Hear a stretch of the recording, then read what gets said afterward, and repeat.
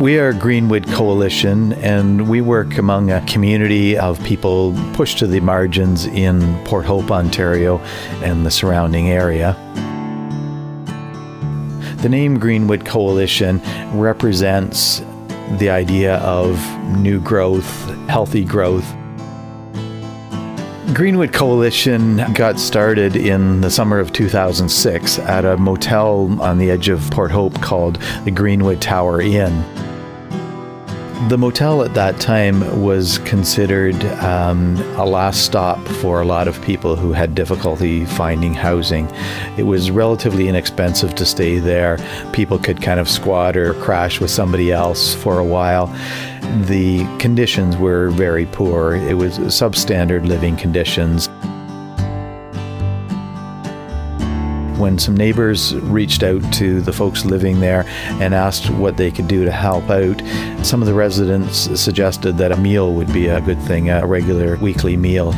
And so a potluck dinner was organized in the former dining room of the motel, and a few people started gathering every week, and that dinner that started in the summer of 2006 continues today, but it serves 70 or 80 people.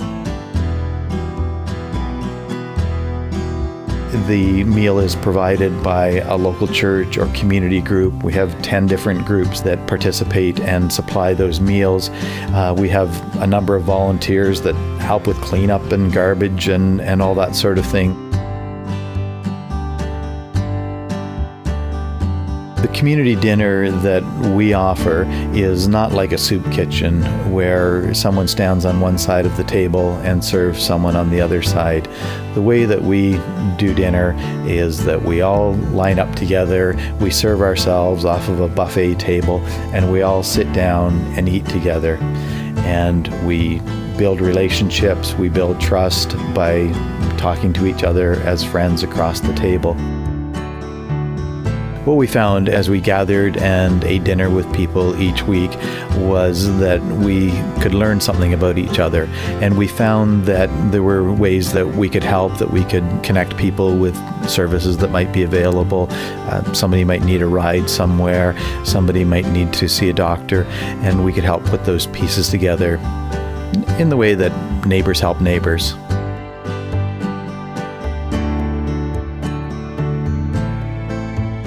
Barriers that people face can be anxieties. Someone may be afraid to go out of their room, and so that becomes an obstacle to them getting services. They may not have a telephone. Things like proper clothing for a certain situation. A lot of us have a phobia of offices and things like that, and so sometimes that becomes a barrier that keeps a person from accessing health care or income supports or something that they really need.